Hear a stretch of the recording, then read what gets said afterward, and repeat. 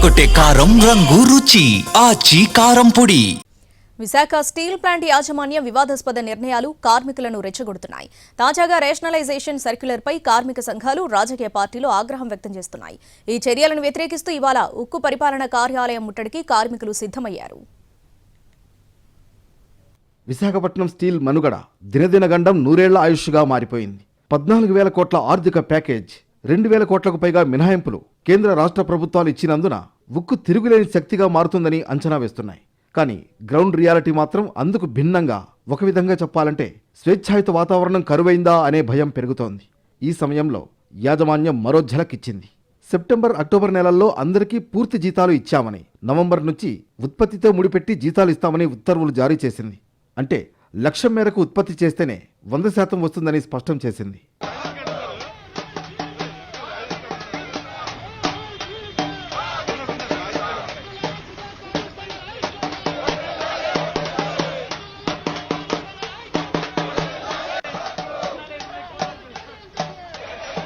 ఇటీవల స్టీల్ యాజమాన్యం రోజుకు 19,000 టన్నులు ఉత్పత్తి చేస్తామని కేంద్ర రాష్ట్ర ప్రభుత్వాలకు హామీ ఇచ్చింది.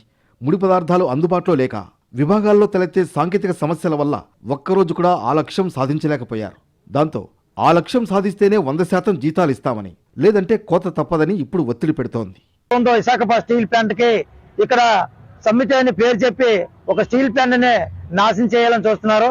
స్టీల్ ప్లాంట్ లో ఉద్యోగాలు తొలగించిన ఓ పక్క అయితే, ఓ పక్క విశాఖపట్నంలో సమ్మితి అని పేరు చెప్పి ఉద్యోగాలు వస్తాయని ఇంకో పక్క చెప్తున్నారు. ఇప్పటికే విశాఖపట్నం స్టీల్ ప్లాంట్ లో మైన్స్ లేక చాలా నష్టాల్లోకి వెళ్తుంది. ఉన్ని కార్మికులు తీసేయడం వల్ల నైపుణ్యం లేక స్టీల్ ప్లాంట్ లో అక్కడ ఉత్పత్తి కూడా అంతరాయం జరిగే పరిస్థితి ఉంది. దేశంలోనే 10వ స్థానంలో విశాఖపట్నం నిలబడిందంటే ఈ రోజు ఈ విశాఖ స్టీల్ ప్లాంట్.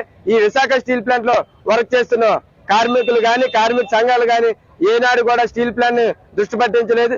మీ గవర్నమెంట్లు మీరు చేస్తున్న తప్పుదాలు స్టీల్ ప్లాంట్ కి గనులు ఇవ్వకపోవడం గాని, స్టీల్ ప్లాంట్ కి అనేక మైన్స్ గాని కేటాయించకపోవడానికి గాని మీరు చేస్తున్న తప్పుదావాలు అని, మీరు ఇక్కడికి అపాయింట్మెంట్ చేస్తున్న సీఎండీలు వాళ్ళు చేస్తున్న తప్పుదావాల వల్ల స్టీల్ ప్లాంట్ కి ఈ రోజు ఈ పరిస్థితి వచ్చింది. యాజమాన్యం నిర్ణయంపై ఉద్యోగ, కార్మిక సంఘాలు తీవ్రంగా మండిపడుతున్నాయి. అవసరమైన వసతులు ఇవ్వకుండా పూర్తి స్థాయి ఉత్పత్తి ఎలా సాధ్యమవుతుందని ప్రశ్నిస్తున్నాయి. ఇదంతా స్టీల్ ప్లాంట్ మూసివేసే వ్యూహాత్మక చర్యల్లో భాగమేనని వైసీపీ ఆరోపిస్తోంది. ఇవన్నీ చూసిన తర్వాత ఇప్పటికన్నా ప్రజలతో పాటు కార్మికుల్ని నిన్న చంద్రబాబు నాయుడు గారు చెప్పారు, నేను పీడీ యాక్ట్లు పెడతాను, పీడీ యాక్ట్లు పెట్టి వాళ్ళని కంట్రోల్ చేశానని చెప్పి. అంటే మిమ్మల్ని మీకు అధికారం ఇచ్చింది వారిని కాపాడడం కోసం, వారి తాలూకా వాదనని ప్రజలకి, ప్రభుత్వాలకి వినిపించడం కోసం. వాళ్ళని తోక కత్తిరిస్తాను, లేకపోతే ఇంకోటి చేస్తాను అన్నటువంటి ఆ ధోరణి అనేటువంటిది మంచిది కాదు. ఇప్పటికన్నా చంద్రబాబు నాయుడు గారు చేసినటువంటి వ్యాఖ్యలు వెనక్కి తీసుకోవాలి. అలాగే ప్రభుత్వం ఇచ్చినటువంటి ఏదైతే ప్లాంట్ ఇచ్చినటువంటి సర్క్యులర్ని కూడా ఇది కార్మికుల తాలూకా మనోభావాలకు వ్యతిరేకంగా వారికి ఉన్నటువంటి చట్టాలకి, రాజ్యాంగానికి వ్యతిరేకంగా ఉంది. డెఫినెట్గా దాన్ని కూడా వెనక్కి తీసుకోవాలని చెప్పి వైఎస్ఆర్ కాంగ్రెస్ పార్టీ డిమాండ్ చేస్తా ఉంది. విశాఖ స్టీల్ పై ముఖ్యమంత్రి చంద్రబాబు కొన్ని కామెంట్లు చేసిన రోజునే RINL నోటీసులు ఇవ్వడం విమర్శలను రెట్టింపు చేసింది. ఇటు కార్మికులు ఇవాళ నిరసనకు పిలుపునివ్వడంతో ఏం జరుగుతుందోనన్న ఉత్కంఠకు తెరలేచింది.